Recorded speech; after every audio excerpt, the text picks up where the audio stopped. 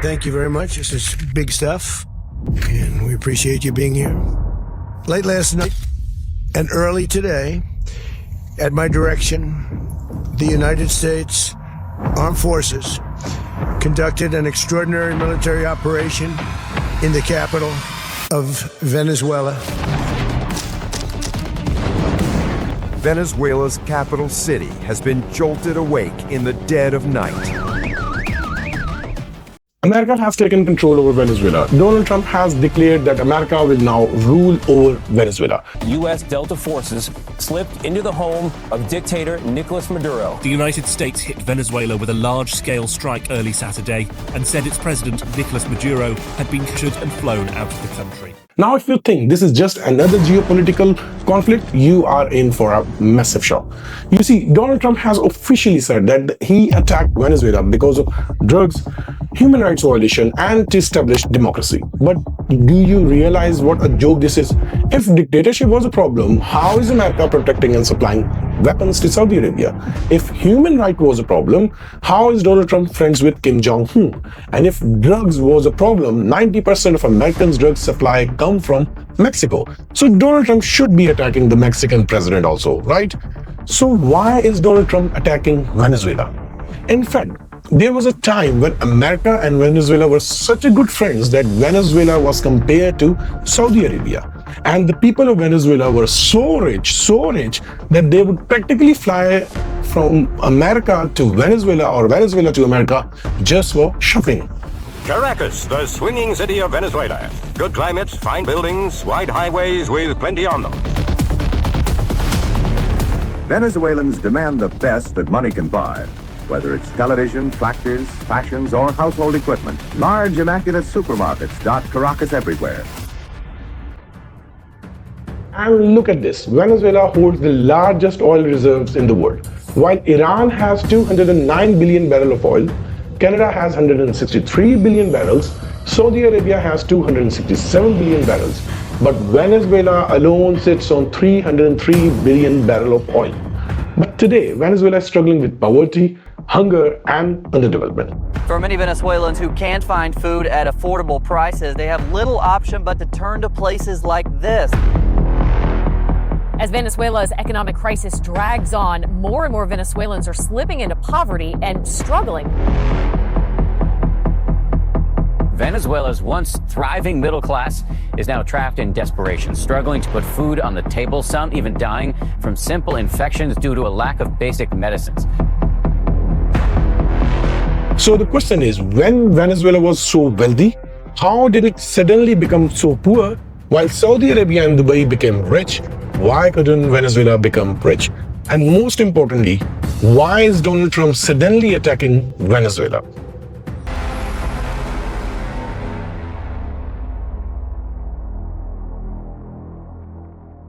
Before I move on, this video is brought to you by Quantum Mind. Quantum Mind helps businesses unlock growth through smart strategy, AI-driven solution, and systematic scaling. From e-commerce acceleration to market expansion and leadership consulting, they turn complex challenges into a clear, measurable success. If you want to grow with clarity, confidence, and long-term impact, Quantum Mind is the partner to build with. This is the story that dates back to 1922, when an oil well was discovered in Venezuela that overnight started pumping out 1 lakh barrels of oil per day. This was a time when oil was not being discovered in Saudi Arabia or UAE. And as soon as oil was found, companies like Standard Oil and Shell built refineries, laid out pipelines, and built entire cities in Venezuela. At that time, Venezuela created 50-50 profit sharing model. So half the profit went to Venezuela and half of it went to the American companies. Because of this, by 1950s, Venezuela became the 4th richest country in the world. And like I said, the Venezuelans were so wealthy that they would fly to Miami on weekends just for shopping. And look at this map. Venezuela and America are so close that you can take a flight from Florida and reach Venezuela in just 3 to 4 hours.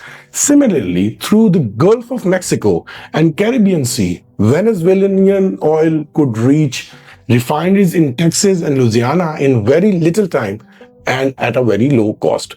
Now for America, importing oil from Saudi Arabia means circling the entire globe, which would take 30 days, but oil tankers from Venezuela can reach the US in just 5 to 7 days. So it was perfect friendship. America got oil and Venezuela got money. But in 1999, a Robin Hood came up in Venezuela. His name was Hugo Chavez. Hugo saw that the rich people in Venezuela are getting richer from this oil money. That is fine, but the poor were getting very little of it. So he wanted to become voice of a common man, and he wanted to make the poor people rich. Para decírtelo en mi mal inglés, you are a donkey, Mr. Bush. Un gobierno que respete a los pueblos de América Latina. Váyanse al carajo, yanquis de mierda. And if you look at this history, this is the best strategy to win an election, whether that is Venezuela, India, or Pakistan. So Hugo told the poor people that, brothers, this is over oil, but the profit is being taken by American companies. So I will snatch this money from the American companies and give it to you and make you rich. So Hugo thought, when the oil well is mine, why should I share the 50% profit with American companies? I will extract the oil, I will earn the profit, and I will make the poor people wealthy. So in 2007, Hugo passed a new law, and he told ExxonMobil and the other oil companies to either give 60% of their company to the state-owned company of Venezuela or to get the hell out of Venezuela. By the way, this is exactly what the Zhao government told global MNCs, because of which all the MNCs run away from Pakistan and Pakistan remained a poor country. And you know what? Hugo overnight seized control over all American refineries, machineries, and wealth. And this pissed off America so bad that they practically decided to destroy Venezuela, because this wasn't a small loss at all. These oil companies had invested billions of dollars in Venezuela. They built their businesses over 70 long years of hard work, and in one stroke, all of their money was destroyed. Venezuela's president isn't too impressed with ExxonMobil right now. The government of Venezuela plans to take over the company's 11 oil rigs in that country. We will never give this, our wealth, our nation, to the United States empire. It was the first international company to pull out of Venezuela. ExxonMobil will be paid $1 billion in compensation from Venezuela. This was such a stupid move that you will be shocked to think how anyone could be this crazy. Do you know why? Listen to this. After this incident in 1999, oil prices across the world started skyrocketing. The price of oil went from $10 a barrel to $30 a barrel. And Venezuela made so much money that it was practically raining cash. In fact, in 1999, Venezuela, the oil export revenue was just $14 billion. But by 2004, this revenue touched $34 billion per year. So everyone thought, wow, Hugo has done wonders. And look, Venezuela's poverty rate also started dropping rapidly. So it was a great, right? No. This was an illusion. As it turns out, Hugo did not invest these billions of dollars coming from oil into factories, infrastructure, or new businesses at all. He opened government shops where goods were sold to 50% to 70% below the market price, and slowly the country's own agriculture and manufacturing shut down, and Venezuela became more and more dependent on imports. Secondly, Hugo fired 18,000 professional experts overnight because they protested against the usage of the oil money for freebies. And these were the engineers and geologists who understood the technicalities of oil extraction. In their place, Hugo filled the company with his loyal supporters and the military men.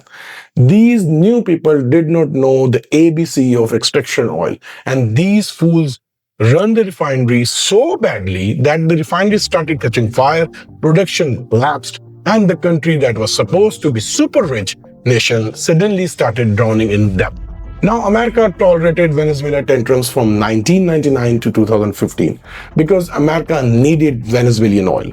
But in 2010, America found so much oil within its own borders that America itself became the world's largest oil producer. And this was called the shale boom.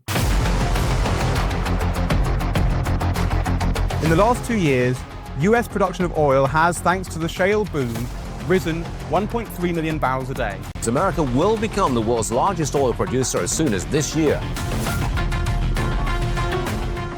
So now the question is, when America has its own oil, why is America still interested in Venezuela? Well, here is the hidden truth. Venezuela is super important for us even today for 3 reasons. Firstly, a large number of US refineries and especially designed to process heavy crude oil that only Venezuela has. So they desperately need Venezuela's heavy crude to maximize profit. 70% of the oil coming into America, which it needs to basically keep its economy going, is heavy crude. And where does heavy crude come from? Well, here are some of the big countries where you find most of it. It's Canada and Venezuela.